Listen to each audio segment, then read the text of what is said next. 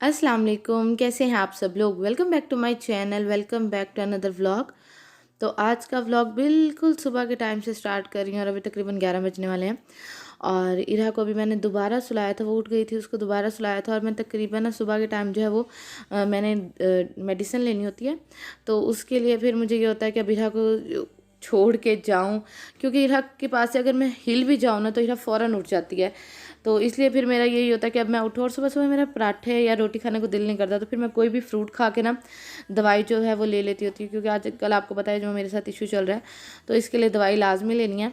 और इसलिए फिर मुझे ना बस यही होता है कि कोई फ्रूट खा के ही दवाई ले लो, और फिर मैं दोबारा जो है वो साथ इसके सो जाती होती हूँ, नहीं तो उठ के फिर अपना काम शुरू कर देती होती हूँ। और इरहा जी माशाल्लाह उठ गई थी, घंटे बाद ही उठ गई थी दोबारा। और उसके बाद अभी जी मैंने इसको ऐसे रखा हुआ है कि चलो कमरा मैं थोड़ा सा साफ़ कर लूँ। आज जो है ना मेरा कमरा साफ़ करने का भी बिल्कुल भी मूड नहीं था, तबीयत इतनी ज़्यादा बोझल हो रही थी ना, मौसम चेंज हुआ है ना, तो बस उसी वजह से मेरा ज़रा भी दिल नहीं था कि कमरा मैं ना फुली तौर पे जो है वो नीट करूँ। तो इसलिए फिर मैंने कहा चलो ऊपर ऊपर से कर लेती हूँ। हम 3 जने ही हैं अभी कमरे में, तो बस ठीक है।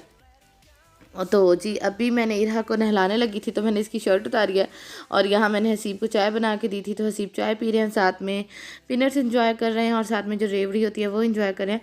अच्छा, मुझे रेवड़ी जो है ना वो बहुत मज़े की लगती है, बहुत ज़्यादा मज़े की होती है। देसी घी में बनी हुई होती है जहाँ से हसीब लाते हैं, और वो बहुत ज़्यादा मज़े की होती है। तो अभी बस मैं इरहा को नहलाने लगी थी, और उसके बाद जी आज जी घर वालों ने जाना है मेहंदी के फंक्शन पे। और हम लोग नहीं जा रहे, ना मैं जा रही हूँ ना इरहा को लेके जा रही हूँ, क्योंकि इरहा इतना ज़्यादा भागती है, आप यकीन करें मुझसे पकड़ा ही नहीं जाता।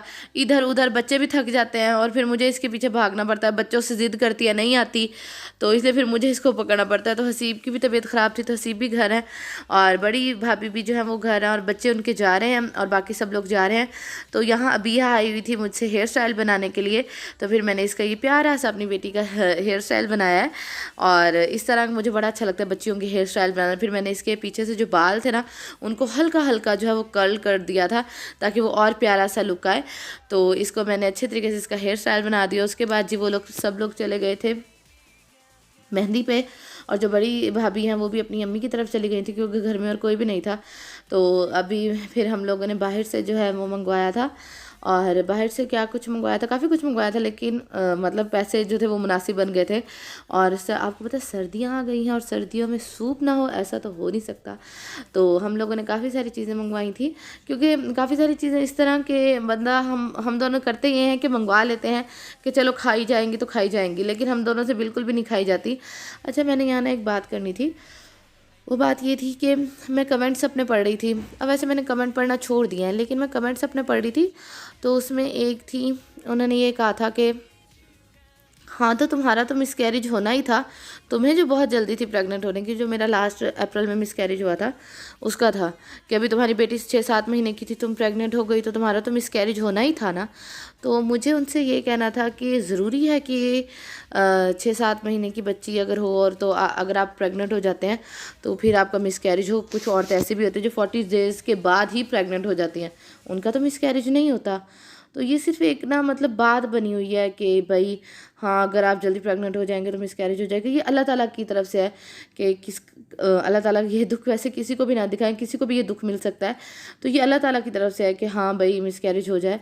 तो ये कहना कि तुम इतनी जल्दी हो गई थी तो तुम्हें हो गया, ये हो गया, वो हो गया, तो इस तरह की ना मैं यही कहूँगी कि औरतों को ना चाहिए, क्योंकि एक औरत ही ना दूसरी औरत का दिल दुखाती है, तो मेरा ख्याल है कि इस तरह की ना खामखा की ना ज़बान जो है वो नहीं चलानी चाहिए, और इतने हार्श वर्ड नहीं बोलने चाहिए कि तुम्हारा तो इस वजह से मिसकैरेज हुआ। बहुत सारी आप लोगों के इर्द गिर्द भी लोग होंगे, जो कुछ औरतें आपने भी देखी होंगी जो 40 डेज़ के बाद दोबारा प्रेग्नेंट हो जाती हैं, उनके तो बेबीज़ होते हैं, उनके तो मिसकैरेज नहीं होते, कुछ महीने बाद हो जाती है, कुछ 2 महीने बाद हो जाती हैं। तो ये अल्लाह की तरफ से, अल्लाह ताला हर औरत को इस दुख से बचाए, और अल्लाह ताला हर औरत को औलाद की नेमत से नवाजे, आमीन सुम आमीन।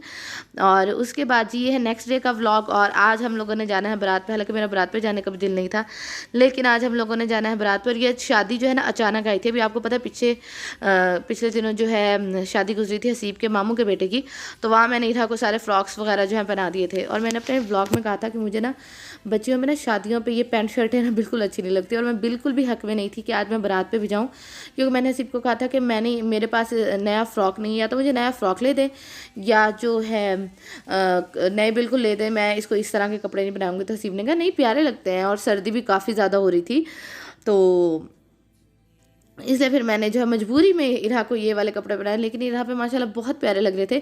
इसकी जो स्वेट शर्ट है ये भाई लाए थे मेरे, जब वो चेज़ वैल्यू गए थे, और बाकी जो सारे हैं ना वो सारे कपड़े इरहा के चेज़ वैल्यू के थे। इसकी पुफर जैकेट हो गई, शूज़ और पैंट, साथ में पिन सक जो है इरहा की वो थी, चेज़ वैल्यू से मैं लाई थी। सब चीज़ें चेज़ वैल्यू से लाई थी। चेज़ वैल्यू से बहुत अच्छी चीज़ें मिल जाती होती हैं, और बस बंदा ढूंढने वाला हो।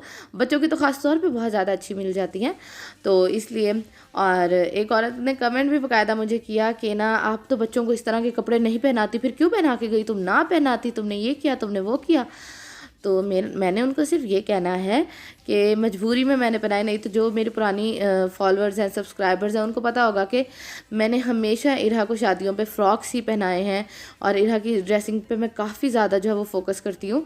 तो जी अभी हम लोग आ गए हैं बारात लेके, क्योंकि हसीब के, ये भी हसीब के कज़न की शादी थी, मतलब इतने करीब के कज़न नहीं है, इनकी अम्मी की तरफ से शायद कोई रिश्ता बनता है, तो हम लोग बारात लेके आ गए हैं।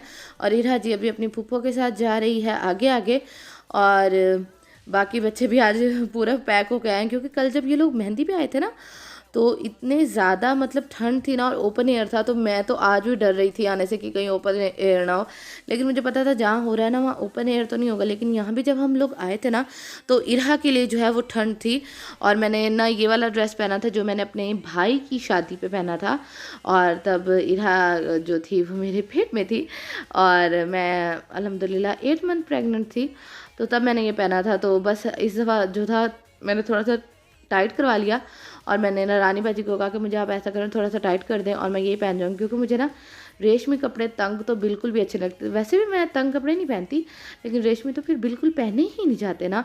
और आप लोग सुनाएं, आप लोगों की तरफ सर्दियाँ आ गई कि नहीं आई। तो हम लोगों की तरफ तो आ गई, और हमारा कमरा भी नया बना हुआ है, तो हमारे कमरे में ये बड़ा मसला होता है कि ठंड काफ़ी ज़्यादा हो जाती है, और इरहा के लिए तो काफ़ी ज़्यादा ठंड होती है। तो अभी जी हम लोग बैठे हुए थे और दुल्हन का वेट कर रहे थे कि दुल्हन खैर से आए, तो बाकी की जो रस्में होनी है वो हों, और उसके बाद फिर खैर से दुल्हन को लेके जी हम लोग चलें घर की तरफ वापस। और आपको पता है शादियों पे जाएं और ज्वेलरी ना पहने, ऐसा तो हो नहीं सकता ना, ज्वेलरी पहनना तो मस्ट होता है।